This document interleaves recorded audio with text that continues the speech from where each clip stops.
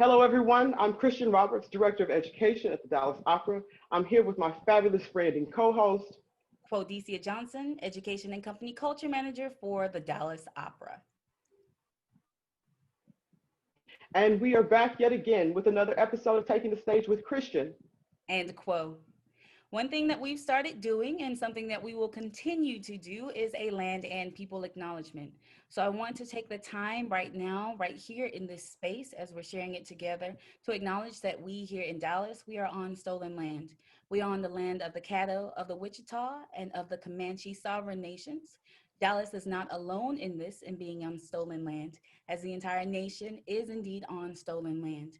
We want to acknowledge that these sovereign nations faced horrible conditions, faced genocide, faced policies that purposely removed them from their land, that purposely separated families. So we want to do the work that is necessary for us to acknowledge this and to work to heal through this. I also want to take this time to acknowledge that here in Dallas, we are on stolen land and we are on a city in a city built by stolen labor. People were stolen from their homes and brought here in Dallas to build what we now enjoy as Dallas.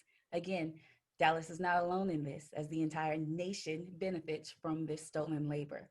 So I want to take the time to mention this because it is not a matter of us playing the blame game, as we've said before, but because we inherited these things, we did not create them. We do have the ability to solve, we do have the ability to heal, we do have the ability, the honor, and the responsibility to come together to reduce the harm. So I thank you for joining me in this land and people acknowledgement. Thank you, Quo. I really appreciate that. I always want to make sure that we are living in and speaking truth. So thank you all for joining us today. We could not do this without you. Thank you for the support of the staff. Thank you to David Lomeli. This is TDO Network. This is Brainchild. So we always want to give a shout out. Hey, David. And so let's move on, folks. I want to have Quo introduce our guest. All right, I'm standing hard, as they say. We have with us the wonderful Phil Chan. I'm going to let him kind of tell you about him and all his awesomeness.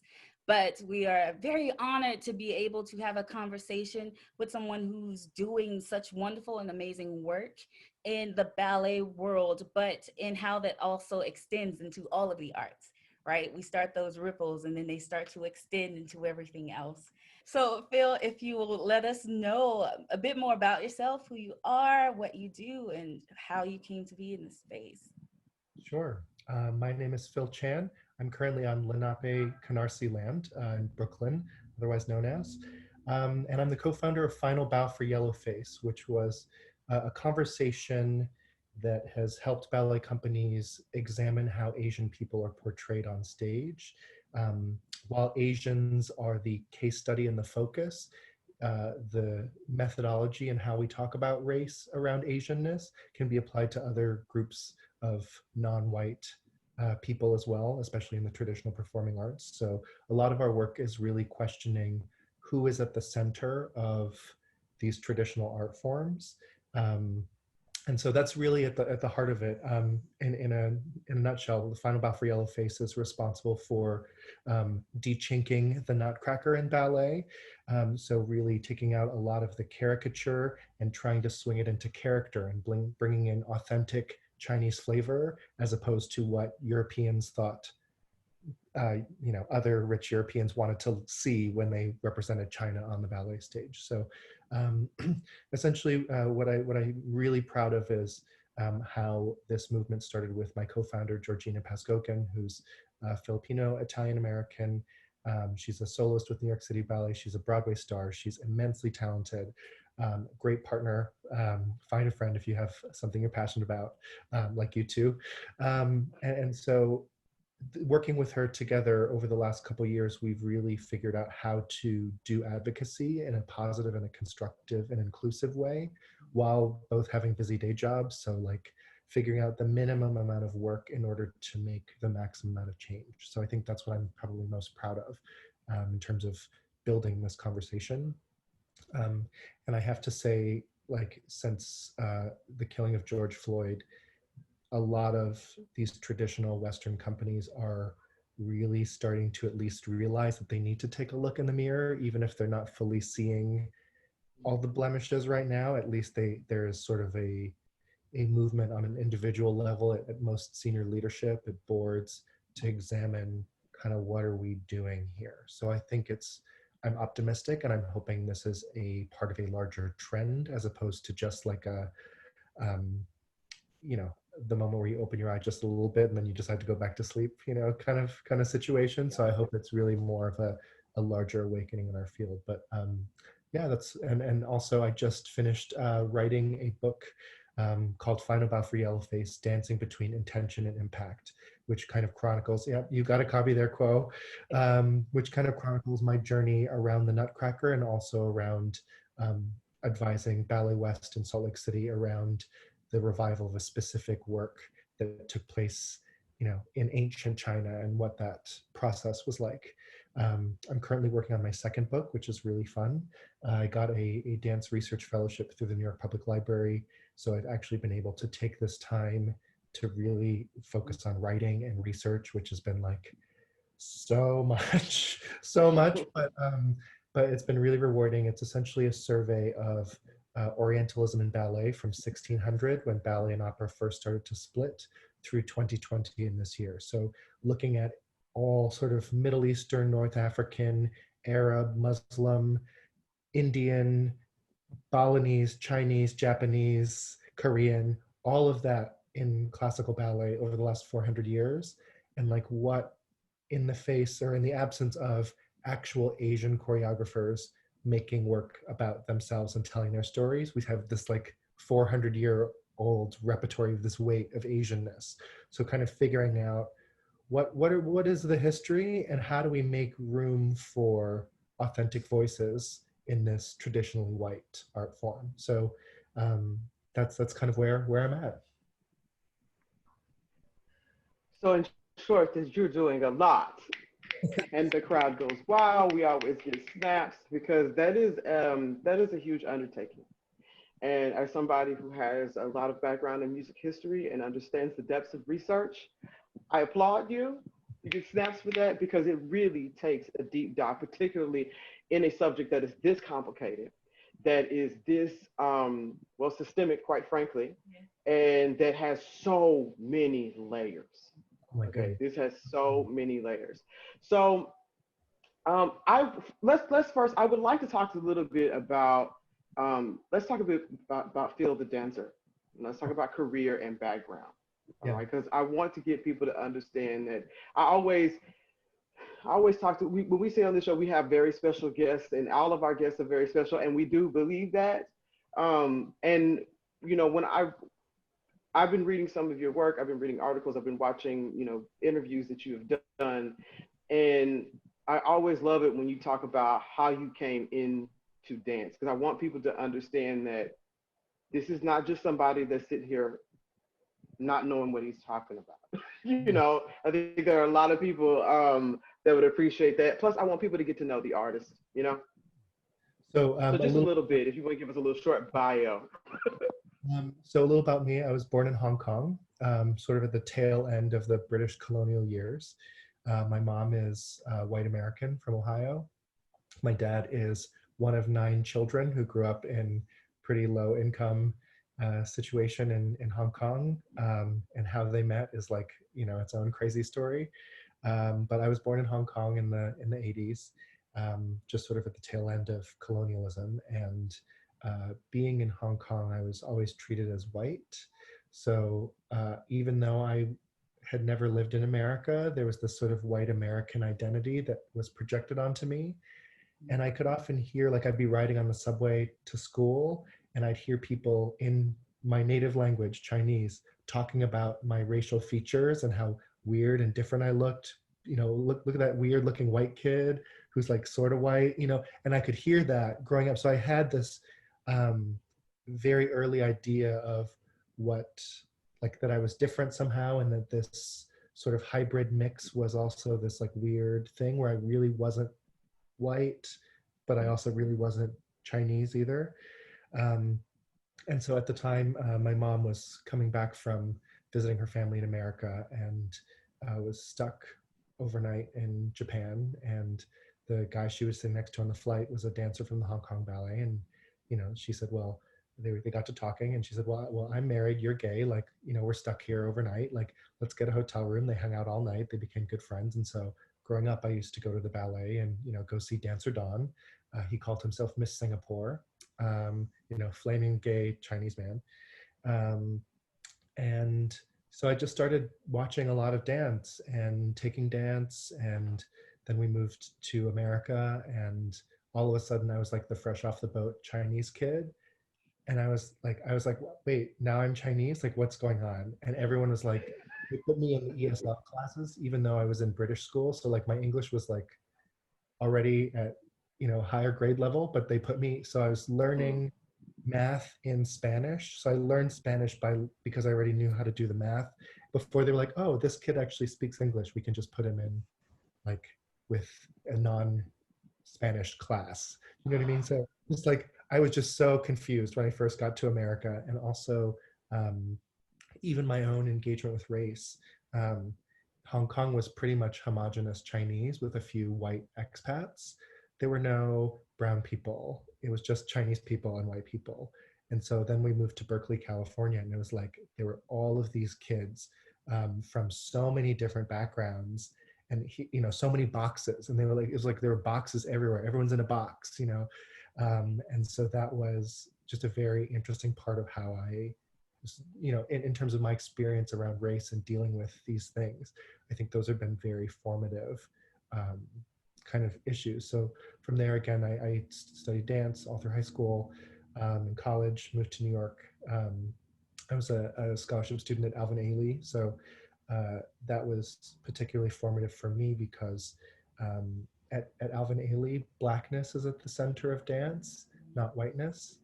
And that's it's clear that, like, yes, of course we need a sprung dance studio. It needs to be a certain temperature because we're all human beings with ankles, that we need these things. But how the space was, who's on the wall, who are the teachers, what are the conversations about how do we take care of students outside of the studio, those are very different than my traditionally white ballet spaces. And so it was very interesting in my own development to spend so much of my formative dance years questioning who is at the center of this experience. So then I danced for a few small companies. I worked in arts administration, and throughout this time have really been interested in diversity, and how do we get this art form, which has touched me deeply and given me a lot of personal strength.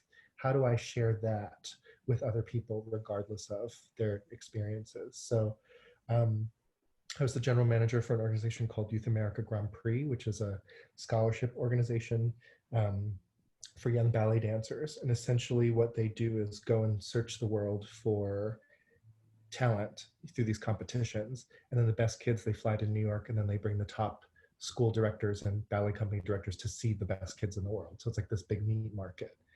And as a result, what I noticed was it was a huge diversity boost. So it wasn't focused on, oh, we need to have more Black people in the room. Oh, we need to have more Chinese people in the room. It was, oh, we are going to make it cheaper. Instead of you flying to San Francisco Ballet to audition, then flying to Royal Ballet and audition, then flying to Colorado Ballet and spending flights and hotels, you have one flight. And if you can't pay for it, we'll pay for it. And so as a result, you're seeing all of these brown people from all over the world that are not white Europeans or Americans suddenly getting noticed and getting contracts and getting scholarships. And then because of that, like being in the eye of that storm, I realized, okay, yes, it's important to have role models like Misty Copeland to say, oh, look, there's a strong Black woman who can do it. That means there's a place for me. I can do it. There's no for me. That yes, representation is important, but all of these other systemic things were becoming clear to me that we need to address those as well. Like the cost of all of this, the time it takes for a parent, a community to drive you to and from ballet, the summer intensives, all of that, which I'm sure is paralleled in opera as well. It's very expensive to take on getting good at doing this stuff. So how do we make the larger system more equitable? So I think that's really where my personal sort of passion for equity came from, was realizing that if we were smart about it, we could build these models that could, make a huge impact. But it was about, okay, if there's systemic racism, how do we build systemic ladders or build other solutions that, okay, we look at the system, we look at the ecosystem, what's the real deal, what's going on, and then how do we build little doors, little ladders, little pathways, and so that part has been, I think, really interesting and really pushed me into sort of this final bow structure of having this public pledge and not being, oh, you're racist, but how do we fix this as a community? How do we do better? And how do we offer ourselves as a resource to educate, as opposed to just saying, well, this is racist, burn it all down. It's worthless. All of this Eurocentric repertory is racist and worthless, so we have to burn it down. There's got to be another way to reconcile with this, especially since so much of this classical work has so much humanity at the heart of it, so much beauty. How do we not throw the baby out with the bathwater? And I think that's been sort of one of the big questions that I've been asking through this process as well, which I'm sure you guys are doing as well in opera. Yes, you better believe it. You better believe it. My colleague here is turning over tables. I'm kidding. I'm totally kidding. But no. And speaking of my colleague, there was so much, and I wanted to ask that question and get your background, because I know a lot of the times the way we grow up, what we're exposed to, how we're introduced to things, very much informs what we do later on in our lives. And so, Quo, because I see that look on your face, there was so much in what he said. So go, Quo, because I know. I'm gonna be quiet now. There is so much in what you said, Phil. There's so much in what you've said before, in what you've written in the book. So I'm gonna do a quick plug. If you have not gotten the book, get it. Just even in just the acknowledgements, even in the first chapter, it's just like, yeah, just snaps. It's a matter of, even in you speaking about that dynamic in being away, right, and coming here to the States, to the United States, and them immediately putting you into a class, and the confusion that came in that, because they were confused. They confused you because they were confused, and what it means to lack the ability, or the priority, I would say, the priority to see people as people, to see one another as individuals, to see one another as human beings with stories, with lives, with experiences from which we can learn if we listen, right? If we listen. And then what it looks like to extend that into the structures that we have in ballet and the structures that we have in opera, and wanting to ensure that we share this art form, or not even share, not that we have ownership, but wanting to ensure that others have access to this art form, and what it means to make sure that it's not enough for you to just open the door. You have to make sure that people can actually get there, because there's systems in place that prevent people from truly just having access. So it's not enough to open the door. You have to open, you have to go and get, you have to go and stay, you have to go and create, and then you have to move aside so people can actually do what they need to do within the structures and within the systems that we have as we create new ones. And then to add to that, the conversation about how we look at our traditional pieces. That's something that you mentioned, and not just throwing them all away and saying, well, this sucks. We won't do it anymore. These are all horrible. These are all problematic. We won't do them anymore. How do we honor tradition while not prioritizing tradition?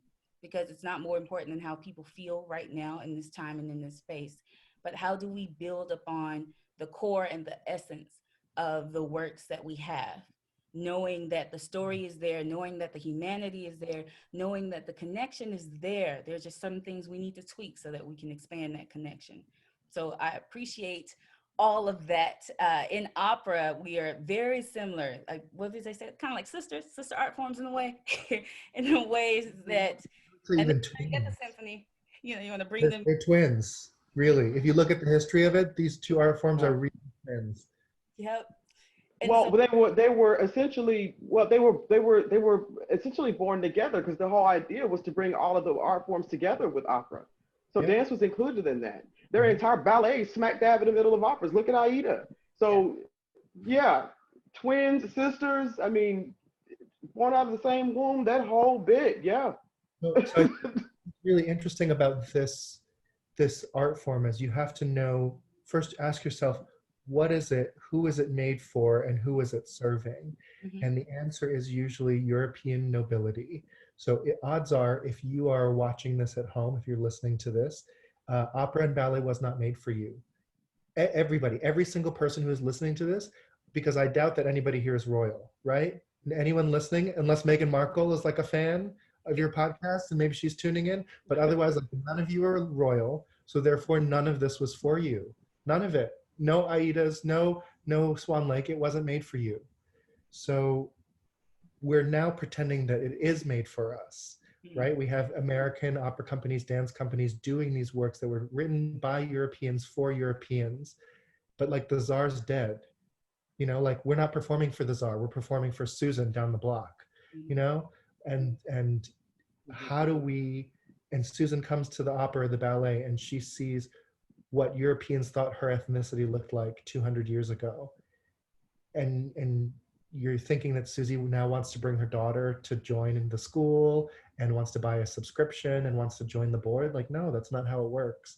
And so my question is, when we take these art forms, which is the physical manipulation of the vocal cords to make opera sounds, or the physical discipline that gives you ballet technique, what happens when you take away the Eurocentric lens out of these works?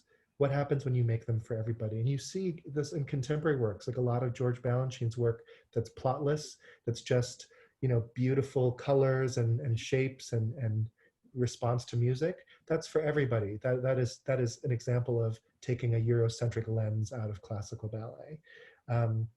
You know, but a ballet like the Nutcracker, which is, there is the Sugar Plum Fairy who is white, Marie the little Victorian girl is white, Mhm. and then these other nations dance around their whiteness. That way of doing it, we can't do that anymore and expect the Arabian and the Chinese and all these other people, all these fantasy countries around the world to be our board members and to Huh.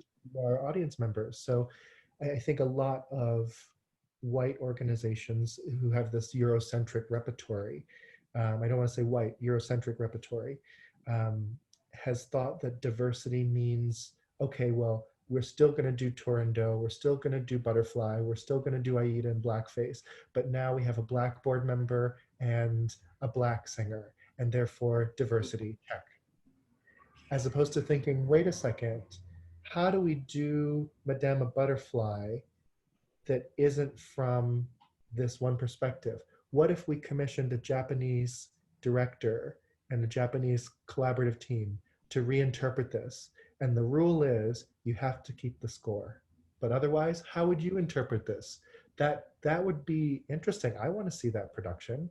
That feels more equitable. It still feels classic because you're still using the music, but I'm sure it would be really interesting and much better appropriate for our diverse 21st century audience. So I think that is um, my advice to Eurocentric performing arts organizations is the czar is dead. You're not, don't program for the czar. He's dead. You have to make work for us. For the woman who answers the phone at your reception desk, you have to make it for the person who's the janitor in your office building. You're making opera, you're making ballet for that person, not the czar. Not the Word. and Whew. even extending that to your staff. You have to make works for the people who are here right now, who are investing in this work and in the pieces that we present. And it's not to say that those pieces, like you said, they're not useless, but it is a matter of how do we take the core of what is happening? How do we take the core of the art form? Because that is the art. Creating those moments together in the space, that's the art. The art form itself is just a vehicle. So how do we take that and extend that into what we need to do for our audiences for this Yeah. century? That is the important So question. I think it's a question that a lot of people know, people just don't want to answer it, or they don't want to go through the difficult conversations necessary to answer it without a sense of protection. Yeah. So, for example, just last week, the Houston Ballet, a couple weeks ago, the Houston Ballet was um, kind of called out by a local Hindu leader for doing a ballet called La Bayadere, which takes place in a fantasy India. And, rightly so, this Indian leader was saying, you guys are taking all the money in the community, you're putting on this inauthentic version of our culture, and you aren't hiring actual Indian people to tell their stories. Like, what's going on here, guys? This is, you can't keep doing this. And that ballet has become such a lightning rod for so many other companies, where Asian choreographers and Asian artists are saying, hang on, this is not equitable. I'm really uncomfortable with this Orientalist portrayal. So I'm trying to put my mouth where my money where my mouth is, and propose solutions for this work. So a game that I like to call what else could it be? So you say you have something really racist. What else could it be? Ask yourself, and like, remember how we used to play as kids? Like, this is not a hat, it's a magic hat, or it's a helmet, a magic, something. What else could it be? And we as creative people need to be able to play like we used to. So the Bayadere, it's this ballet that takes place in exotic India. There's a love triangle. What else could it be? How do I, instead of making it about them, capital T, them over there, how do we make it about us? And so a love triangle. Okay, well, so I thought, okay, well, what if it was like Singing in the Rain? What if we set it in Hollywood, and the temple dancer is, who's doomed to die, is Nikia, is Debbie Reynolds, and Salar, the warrior she loves, who's not allowed to love her back because he's too high above her station, is Gene Kelly, and the princess he's supposed to marry, who kills the temple dancer, that's Lena Lamont. It's Singing in the Rain. It's the same plot. So, okay, so how do we rearrange the dances to fit that story? Ish, based, like, no, it's not exactly the story, but how do we make it so the dances? So there's a dance, for example, where the Bayaderes, which are Indian temple dancers, they come out with these veils and they sort of dance around with veils. I said, okay, well, if they're in a Hollywood movie, what else could this be? How do we make this about us? So instead of being Bayaderes with veils, they're going to be cowgirls with lassos. And so, it'll be like a cowgirl dance, like a sexy cowgirl dance. It's the same steps. So no one will say, oh, that's not traditional. It is. It's the same steps. We're going back to the notations. We're restaging it from what the history is. So we're not making up a new dance. We're going back quite conservatively, but we're just giving it a new context so that everybody who is living in America today will get it and go, oh yeah, I see myself in there. The joke's about me. I'm in on it. And that's how we build audiences. So another ballet that's problematic is Le Corsaire, which is a ballet about slavery.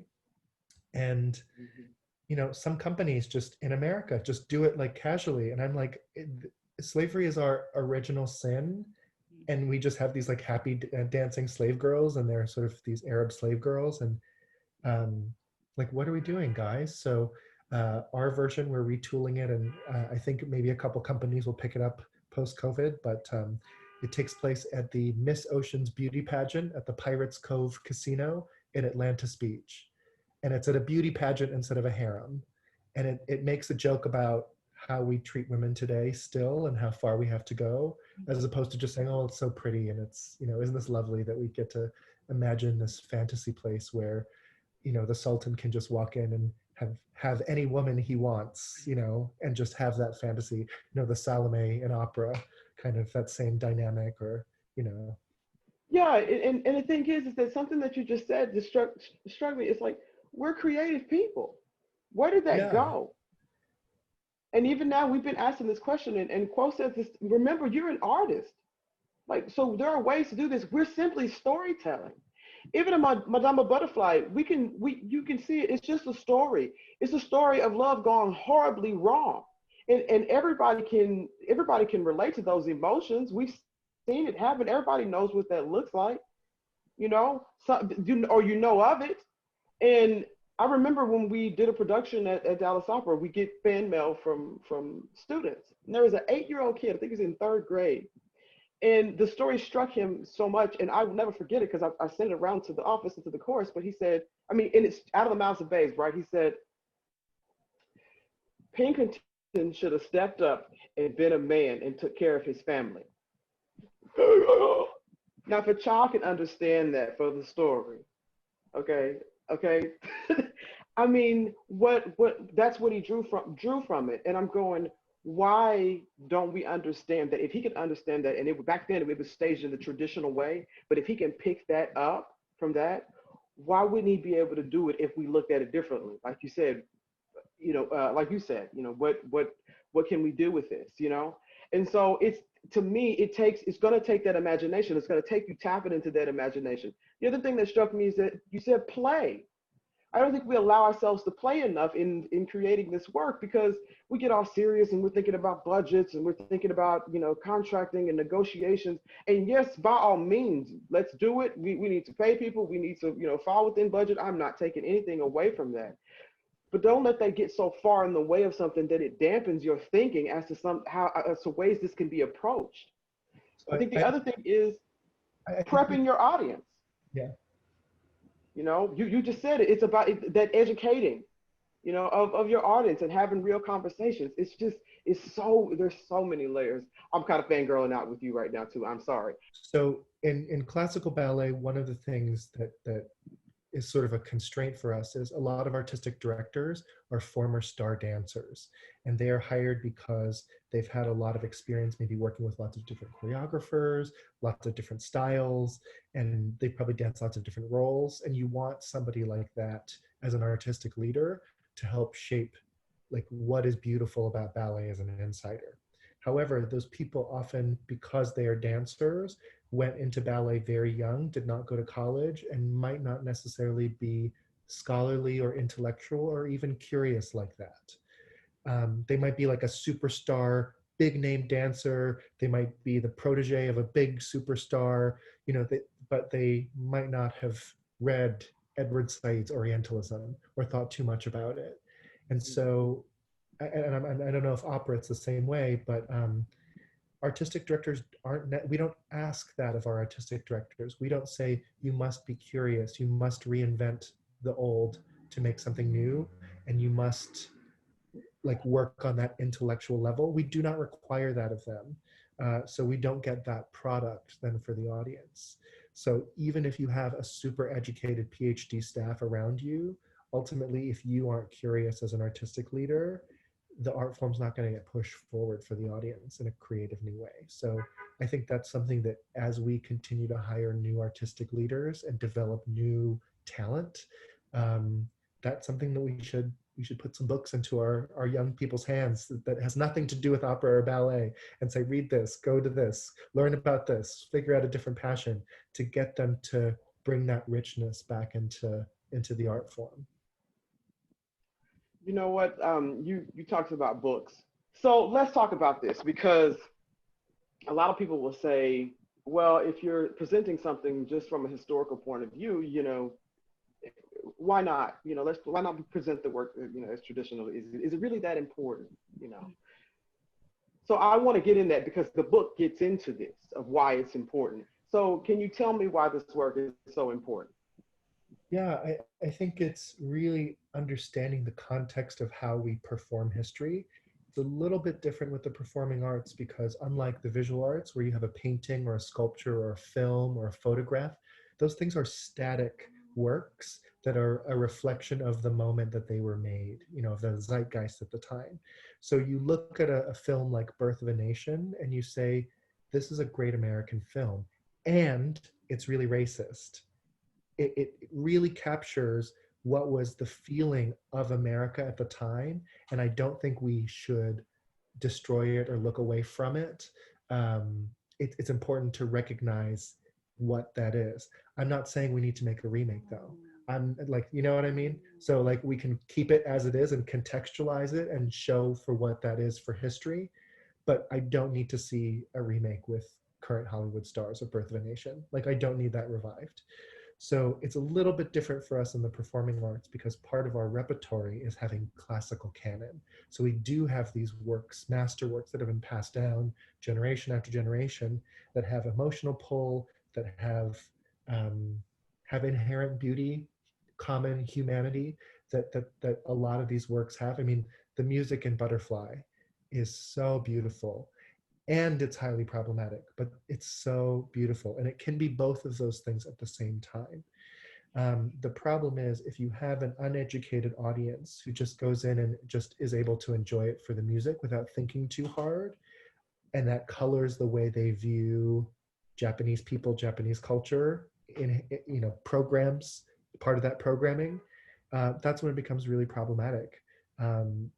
So yeah, I think we need to find new ways to tell those old stories. You know, essentially in a nutshell. But yeah, so my book kind of gets into that, um, and I talk about the context a lot. So, are you performing this work as, you know, 8 shows of Balanchine's greatest hits for school children, or is this in MoMA and there's an Asian panel afterwards, and it's the only ballet on the program, and it's about a community discussion? How are we presenting this work? And are program notes enough? If you just put in a program note, does that excuse putting on something that's has outdated portrayals of race on stage? No, because as a person of color sitting in the audience, it still is a sucker punch to me. Right. So no program note will ever make that feel okay. So how are we contextualizing this work is the important kind of question. So I talk about that a little bit in the book of like, what are we preserving, how are we preserving it, and for whom are we preserving? Because if this is about you getting to go into a time capsule without any repercussions because you're not a person of that culture that's being misrepresented, like that's a privilege and like good on you, but like really uncomfortable for me and like does not make me want to support this work. So you can't on one side of your mouth say diversity, equity, inclusion, come on in, Chinese people, here's a ballet that's, you know, kind of chinky from 1925. Like those two things are not congruent with each other. So we need to ask ourselves those questions, and it's really, really hard because a lot of these companies have spent fortunes on these works. Turandot, how much money is that Chinese palace? How much, you know how much those sakura cherry blossoms falling down on that stage cost every night? It's so expensive. And so if I say suddenly now, because the times are different and you can't do your Indian hoochie coochie bayadere, you know, your Jungle Book sets are $5 million and you have to throw those out, like that's a really hard decision for a lot of these Eurocentric companies to just say like, this ballet production has been in the repertory for 20 years. Nobody has complained about it until this year. And now you're telling me that I have to throw out a $5 million production because it's racist? Like it does not compute for a lot of these companies. So I think that's where a lot of people mean well. A lot of people say, yes, you know, I'm going to do better, but I just can't afford to throw away the bread and butter of our company because we need this production to make ticket sales. That's a lot. Oh, Ooh, wait. and in everything, um, even in everything that you just said in talking about the historical context, if we as arts organizations, if we as artists, if we as the stewards of art are going to continue to present the traditional pieces or continue to honor the traditional pieces while also folding in contemporary works and works for this time, this era, then we have to accept that we have an obligation, we have a responsibility to ensure that we step up to the plate so that we can balance those things out. It is not enough for us to simply just present something and say, well, here you go. And if you have a problem with it, that's too bad because this is classic. This is the standard. This is good art. And if you And don't, we're sorry you don't that understand. you're offended. Right. If you're offended, That's a good. We're sorry you're offended. yes, we're sorry you don't understand. Let me continue to educate you about these things, as opposed to actually doing the creative work, the creative commitment to make sure that we are stepping up to the plate and balancing these things out well. And yes, budgets are always a big question about are a big issue when it comes to some of the productions. But what does it mean to take what you have and to turn it into something else? It's not a matter of get rid of it completely. We're just saying stop doing those things. Stop doing these things. And let's work together to create an opportunity for us to reframe this. Keep the sets, keep the things that make sense, or learn how to reuse, and then work out the contracts and everything from there. But we don't get to decide who does and who does not get offended, especially if we have people coming to us saying that, hey, this is a problem. We don't get to explain that away. We get to be artists. We get to be creative individuals. We get to be empathetic. We get to create something that's going to touch others. And I don't believe that we have enough of our directors, even here in the opera field as well, who approach it in that way. We're wanting to uphold certain artistic standards, artistic excellence, which is honestly just a form of just artistic taste, if we're going to be honest about it. And then how do we extend those things beyond what we're comfortable with doing as artists, so that we can make sure that, as we say, we want all these audiences, we want all these new creative individuals to participate, but we're locking people out. We have to be willing to have those conversations. And then we have to be willing to use that creativity to break free from things. I believe so much of what we approach and here in the United States in our art forms come from colonized mindsets. We're going to be honest. Mhm. It's a Eurocentric art form that we're wanting to uphold above the experiences that we have here in the United States. And it just does not allow for actual cohesion, because we're not willing to actually acknowledge the things that have happened here and the ways that make us different. And how do we use this European art form, or this Eurocentric art form, even though it's happening everywhere? How do we use this to continue to tell our own stories, and then to allow people to tell their own stories, instead of saying, well, how about I tell your story for you? And then when you get upset, I'm going to tell you that it's too bad. Or I'm going to tell you that I don't have enough money to change it. I'm going to tell you that we can't find diverse candidates in order for us to hire. So I appreciate so much in how you provide that connection and what's necessary for history to still have relevance here right now. But we Yeah. have to balance that out by being relevant here right now. Well, so the subtitle of my book is Dancing Between Intention and Impact. So I think that's a really great strategy that's also been helpful for us in terms of questioning this work.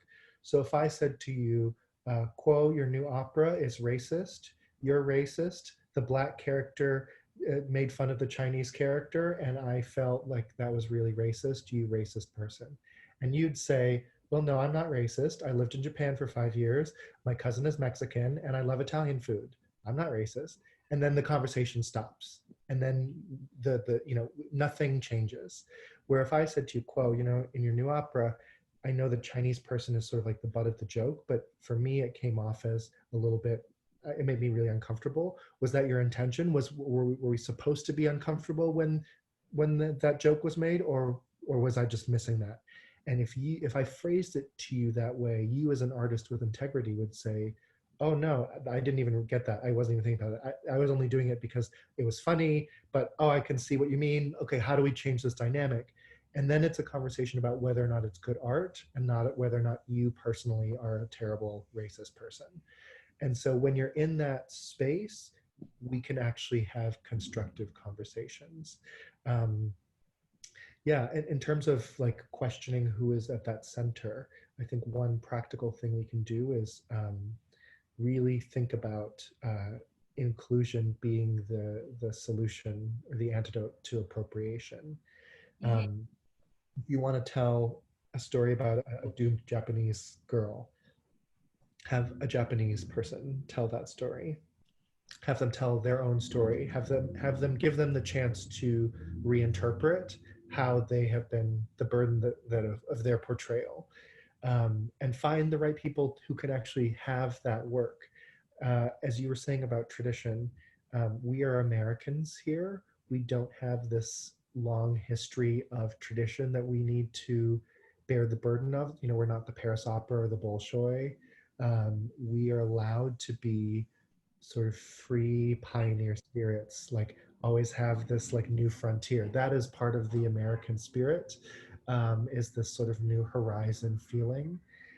And why can't we make that be the special thing about American opera or American ballet? That it's always looking for making it bigger for everybody, not just for not just preserving tradition for the sake of preserving tradition. And I think as Americans, we not only have that responsibility, but also like the unique privilege to do that. I mean, imagine making art for like one type of people. How boring. You know what I mean? Like, this is much more interesting to engage, Well, to and we're a melting pot. yeah. Melting You know, pot. we're a melting pot. So why not make the art that reflects the melting pot? We're supposed to be a melting pot. That's what you tout, and I don't understand. I would You say know, it's because we have created a nation for one type of people. that's And it. because of the way that we and then of course there's been a breaking free as people are saying, no, we need to connect. No, this is not right. But for so long, much of our tradition, even in our original sin of genocide, and just coming here and saying, hey, this land is open and everybody move. And then extending that into the structures that were created, the policies that were created that were for one type of people, even in not truly serving those people. So I believe that the way that we present art is much like our own journey, and that we try to create this idea of what we are as a nation. And then suddenly, because of the so many voices, so many experiences, so much connection happening, there's been a ripping or a rupturing, if you will, of what we cling to as identity. So we're still trying to find out who we are as we have this melting pot idea, but we are also trying to navigate who we want to be based on Yeah. who we thought we were, which, like, Yes. creates this beautiful opportunity for us to be different, for us to not have so many, 400 or 500 years of things to cling to, centuries of things to cling to, and the opportunity to say that as more people, more flavors, more things, more experiences are added to who we are as a nation, we should be able to do that with the art we create as well. One thing that really struck me, I was hosting a conversation a couple months ago with a First Nation artist named Emily Johnson, dance artist. And one of the things that she was questioning was about the process of how we make this art. And there's this very Eurocentric idea that an artist is a genius, and they go into a room in secret room, and they make the art, and nobody's allowed to see it, and until the premiere, and we all go and we sit in a box in the dark, turn off all the lights, and we face one direction, and then the art happens in that moment, and then it's over, and then we all leave. And that was like, let's question that for a second. From her tradition, art was much more communal. It was every step of the way, it was collaborative, not just the artist, but with the community. So everybody was part of it, and they got to watch the work being made. And then yes, there might have been a performance, but there also was a meal or a hike or a tree planting, and it was a larger experience. So a performance, as we think of it, as sitting in the dark for 2.5 hours, maybe four if it's Gotterdammerung, that is just one way. It's not the way, it's one way. One way, I'm yeah. thinking, like, One way. if we're in a democratic society making work for diverse people, why don't we have focus groups all the time? Why are we making this art in secret? Yes, I understand it's like vulnerable to like be to workshop something, in front of lots of people. But why can't we have both? Why can't we have private time? Why can't we have that public time? As a performer, yeah, I want to be seen as much as possible. Like it helps me to get on my game. Mhm. And like, why don't we do that? Why aren't there open rehearsals every week for every classical company? Why is a premiere a secret? Like why is it bad to show mistakes like that? Why do we label them mistakes? Those are very Eurocentric ideas around the process that Emily like blew my mind. I was like, wow, I have this thing Preach. I've been told is the way things are done, and that's one way of things that are done. And I think in America, we got lots of ways to do things. So that's what we need to explore more. Just because it sounds like opera doesn't mean it only comes out in the Metropolitan Opera House in one direction, one way, with one sound. That's, whew, that's a word. You're just preaching today. Um, no, and actually, it was gonna go. I was gonna go into your approach, but you've already talked about your approach to creating this kind of change, and I will say again, by the book. I told you I was gonna say say that a lot, but by the book because I think we're at a point right now where we really need to be. Well, some of us have already been at this point, but we're at a point right now where we have a pause to take a look at the traditional way of doing things. Yes, we're doing many different things and we're trying to gear back up and figure out safety measures and all this kind of stuff. But right now, let's talk about the safety of humanity right now. Let's talk about the connection of humanity right now and how sacred that is, and how if we are going to truly reflect the society and the demographics of the society we're in, that this is a part of it. This is what you have to do. And what I so I kind of want to get into some experiences that you have had thus far. You've already spoken a little bit about two ballets that you have already suggested taking different approaches to, and how you are taking different approaches to and setting them in different places. Um, but are there, let's talk about the frustrations. Let's talk about some victories, some lessons that you've learned along the way. Yeah, it's it's been interesting because I've often been stuck in the middle as an advocate between Mhm. conservatives who do not want to change and advocates who are outsiders who just think it's not changing fast enough and the whole system needs to be burned down. And so I've been called, a pawn to white supremacy, an Uncle Tom. I believe it was Uncle Tong, because there's a nation, you know.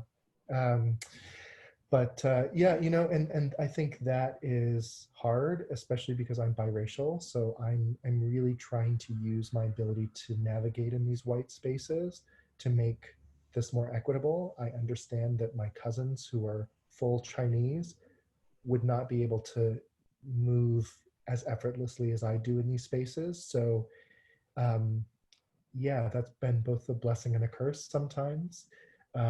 I think advocacy in general is, uh, I guess what I didn't realize is that people will come for you aggressively, um, dangerously, uh, and in a really sort of dehumanizing way that I just really wasn't prepared for.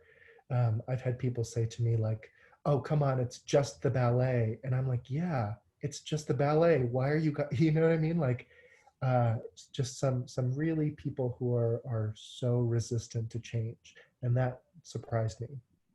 Um, I think frustrations too is that people have just labeled this like politically correctness gone wild, when in fact it's actually a conservative approach we're taking. We're literally saying if you don't change, you're going to die because the cancel culture is going to come for you.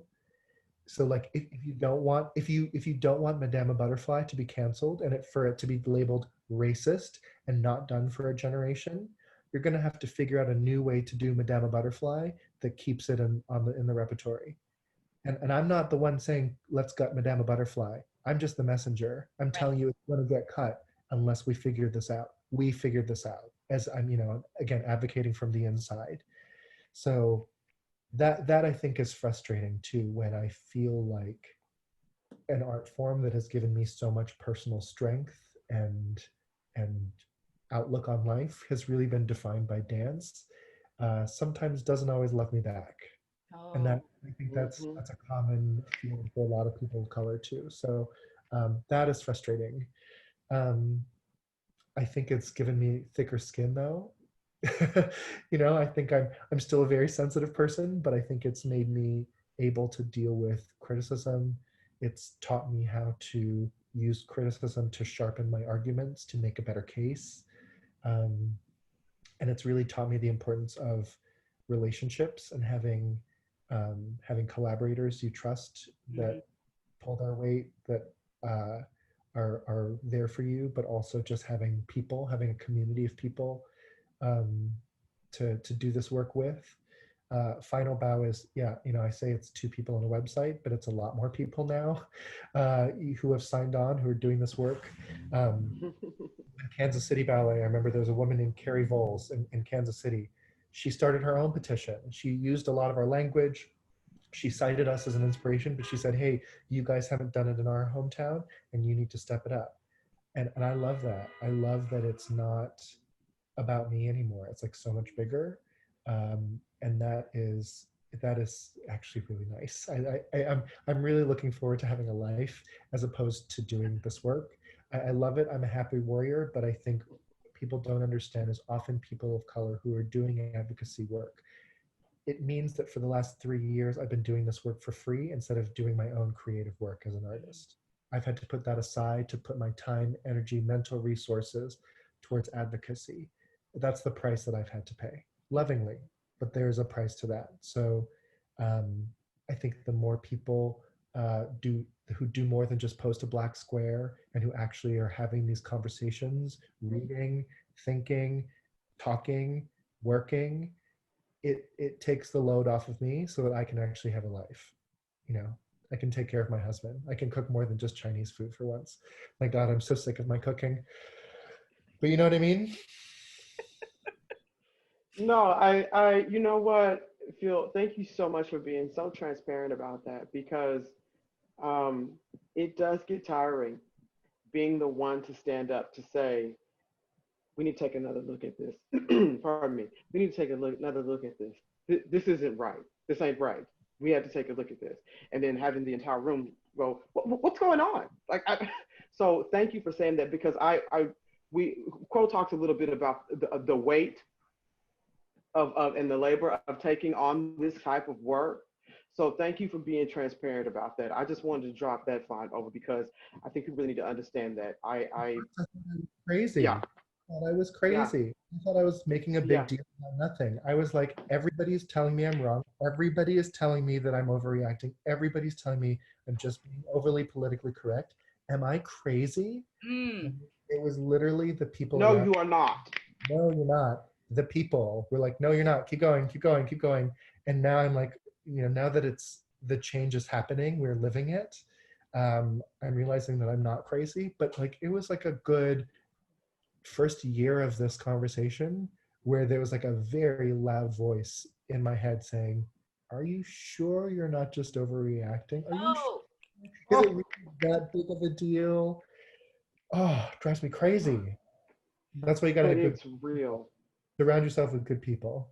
Yeah. and then surround, yes, absolutely, because you will have that. And Phil, I can't tell you how many people I've spoken to, just the first conversation, different parts of the world, different parts of this nation. It's like, I am not crazy.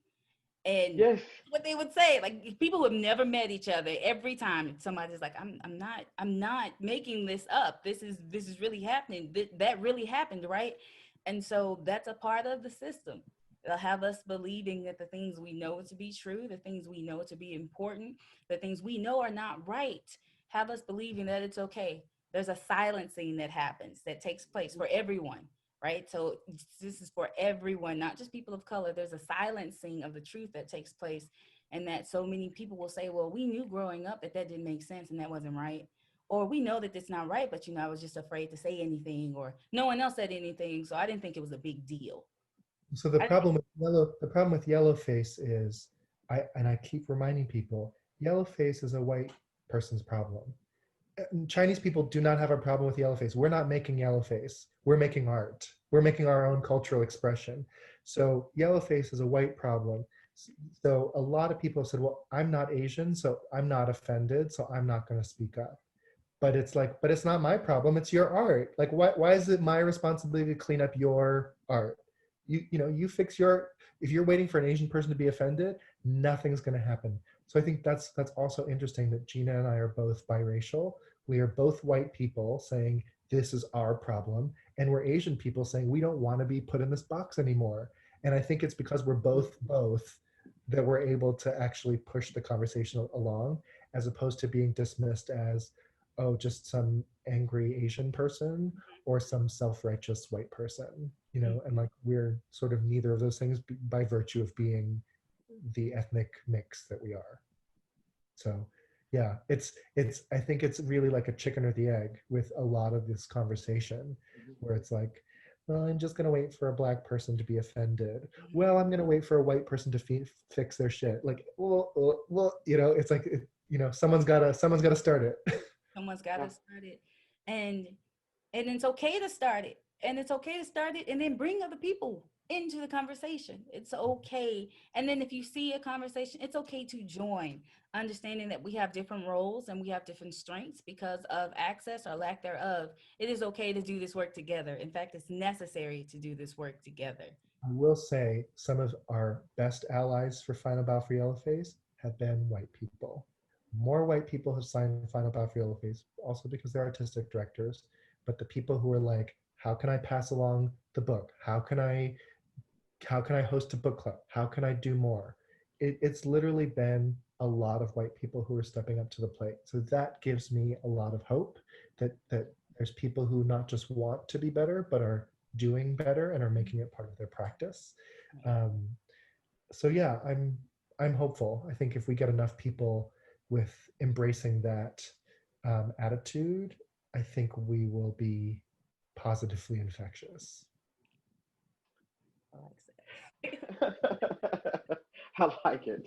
Um, I find myself a little bit speechless throughout this entire talk because the similarities, it's that human connection, even in the face of something that can be so ugly, that you find similarities between you and another human being and your experiences with this thing. With that, the phrase "I'm not crazy," I've heard it so many times, and just looking at this and then saying, and then Quo says it all the time, and it's beautiful. She said, we can do it together. It's going to take us working together. And I don't think a lot of people really truly mean with that, understand what that means. But I think you made it very, very clear in what you just said earlier is that it's not an Asian problem. Like y'all are not creating things that are yellow face. So there has to be a white person who steps up and says, we need to fix this. And so I am glad I am glad there are things that are happening right now, even in the opera field, that I never thought I'd see. There are conversations that are happening right now. There are people making moves and making change right now that I never thought I would see, just because of the sticking to tradition and the artistic excellence. And I'm like, who's artistic excellence? There's a section in my book called "Charming to Whom." Yeah. It was when there was somebody was talking about, oh, but do we have to get rid of the geisha wigs? They're so charming. And I said, charming to who? Like, Cool. Mm-hmm. I don't know. What we're seeing different things here. So one man's trash is another man's, Yes. or the other way around, I guess. We're seeing different Yes. things here, and what you're seeing, you're enjoying, but what I am seeing that is supposed to be about me is a problem. Therefore, your enjoyment does not take priority over me telling you that you do not get to represent me in this way. It's that simple, but a lot of times to oversimplify it without acknowledging the ways that people feel, how they enjoy things, and sometimes the guilt or sometimes the indifference, sometimes the entitlement of the things that we enjoy, how we confuse that with saying who we are. We confuse that with It's really labeling hard, who we are. to say that, especially if I've enjoyed it my whole life, Right, and suddenly you're doing this to me, and you're confronting me, and I feel racist right. for having enjoyed it my whole life.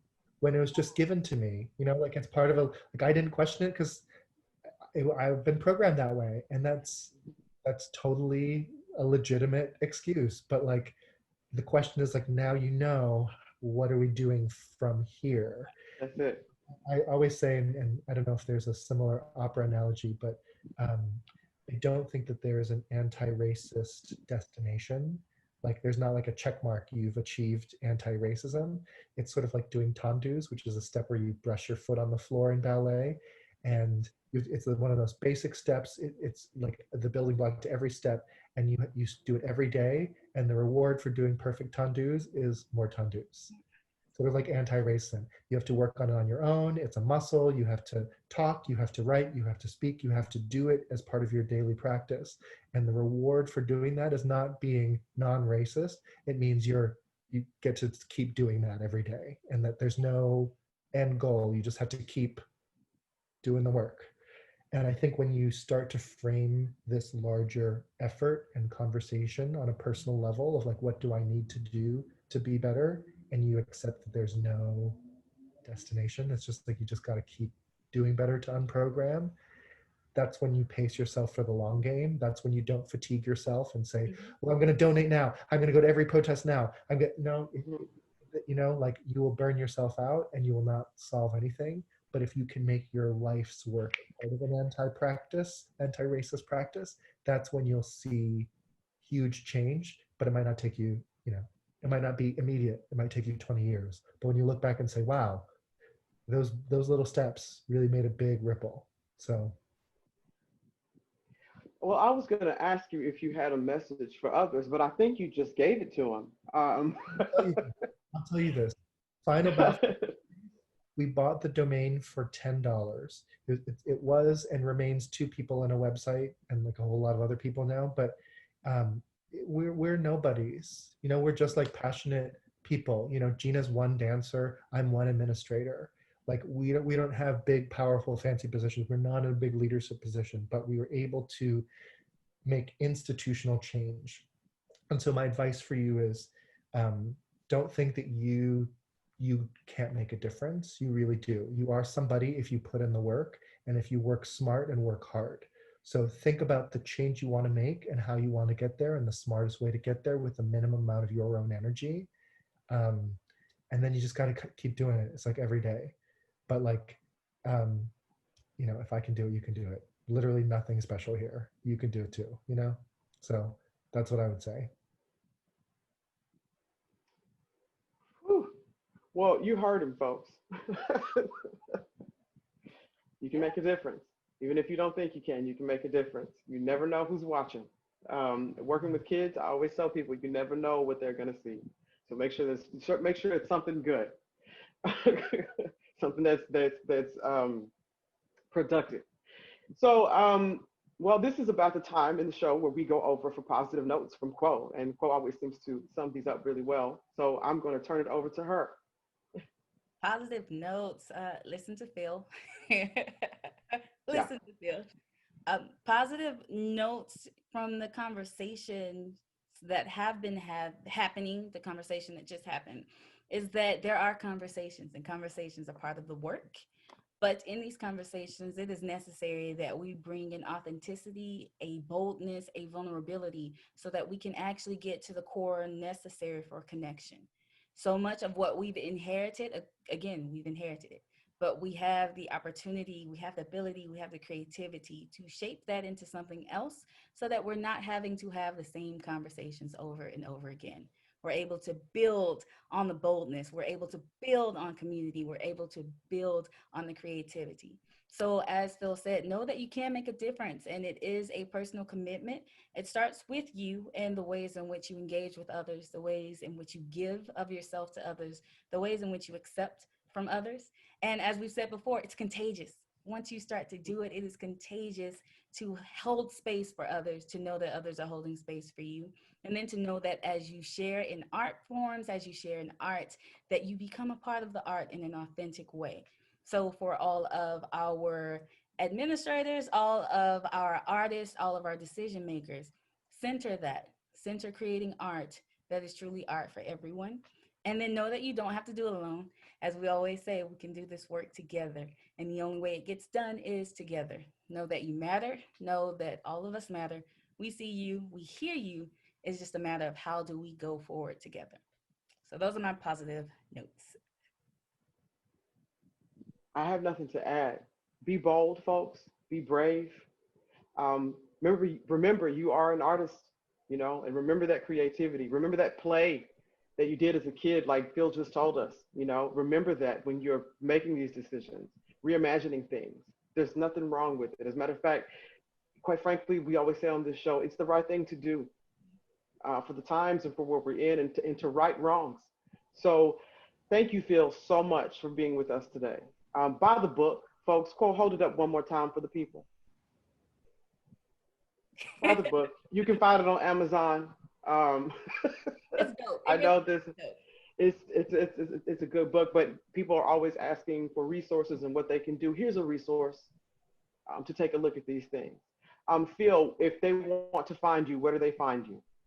Just go to yellowface.org. You can buy the book directly from there. We're in lots of different countries as well. On the website, there's also resources for Nutcracker that's coming up, which probably doesn't necessarily apply if you're doing a Madama Butterfly down the road, but I do consulting as well. So if you do have a Turandot or a butterfly and you need a little extra hand of how to frame this conversation, let's talk earlier. And if anybody wants a Mikado, it's my favorite Gilbert and Sullivan, and I'm dying to get my hands on it. So you let me know. Great. Well, you heard him, folks. So thank you all for joining us. We appreciate it. Week after week, you continue to show up. You continue to give us encouragement. Thank you to the TDO staff as usual. One more shout out to our boy, David Lomeli. Hey, David. Thank you all for joining us. We appreciate your support, and we look forward to being with you again. Have a great day. Bye.